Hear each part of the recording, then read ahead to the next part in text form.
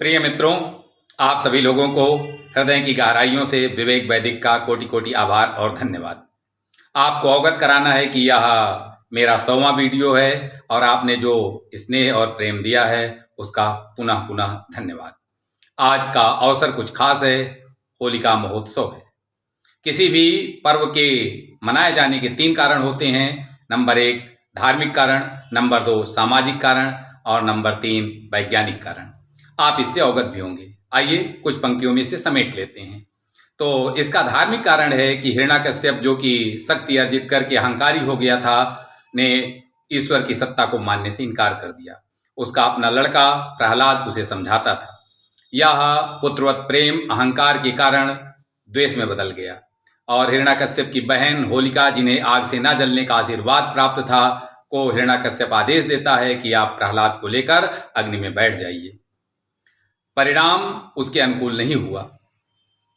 प्रहलाद हंसते हुए अग्नि में बचा रह गया और होलिका जलकर समाप्त हो गई। इससे निष्कर्ष यह निकलता है कि ईश्वर पर पूर्ण भरोसा हो तो सब कुछ संभव है।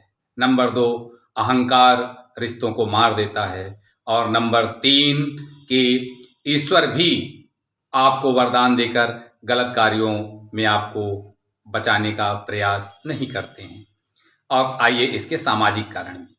सामाजिक कारण इसका ये है कि जब हम हर्बल कलर, कोई भी केमिकल कलर का प्रयोग आपको नहीं करना चाहिए। हर्बल कलर का अगर हम प्रयोग करते हैं तो हमारे चेहरे एक जैसे हो जाते हैं और भाईचारे को बढ़ावा मिलता है।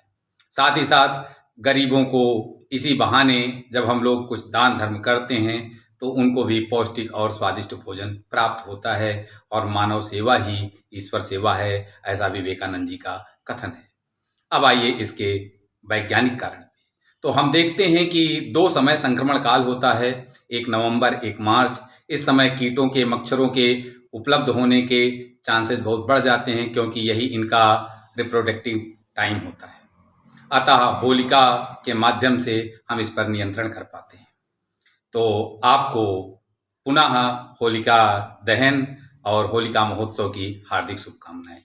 एक लाइन आपसे और कहना है कि बहुत से लोग इसी देश में ऐसे भी हैं जिनको पोटेशियम परमैंगनेट, बालों में लगने वाले डाई, शैम्पू, साबुन, लिपस्टिक, ट्राई किए हुए कपड़े, ड्राइंग में प्रयुक्त होने वाले कलर, इनसे कोई द्वेष नहीं है, लेकिन होलिका कलर से उन्हें बहुत द्वेष है।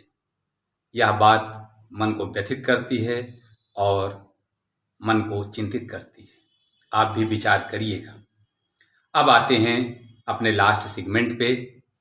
मैंने होलिका महोत्सव पर चंद लाइनें लिखी हैं, गौर फरमाइएगा कि आए गई होली, कि आए गया फागुन, आए गई होली, बिना किसी भेदभाव के आवा हम खेली ये होली।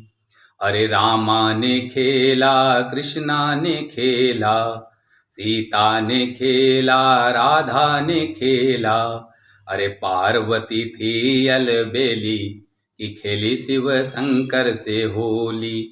आए गवा फागुन, आए गई होली, बिना किसी भेदभाव के आवा हम खेली ये होली।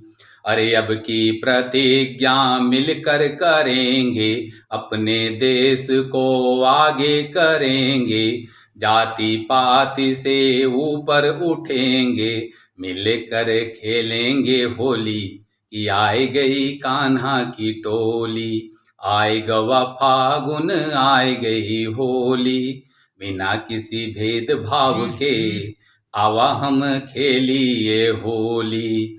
अरे फूलों से खेली, गुलाबों से खेली, अरे रंगों से खेली, गुलालों से खेली, जब मन मिल नहीं पाया तो बोलो फिर काहे की होली। जब मन मिल नहीं पाया तो बोलो फिर काहे की होली।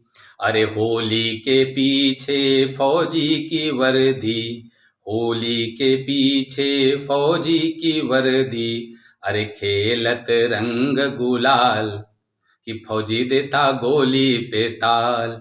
आए गवा फागुन आए गई होली, बिना किसी भेदभाव के आवा हम खेली ये होली।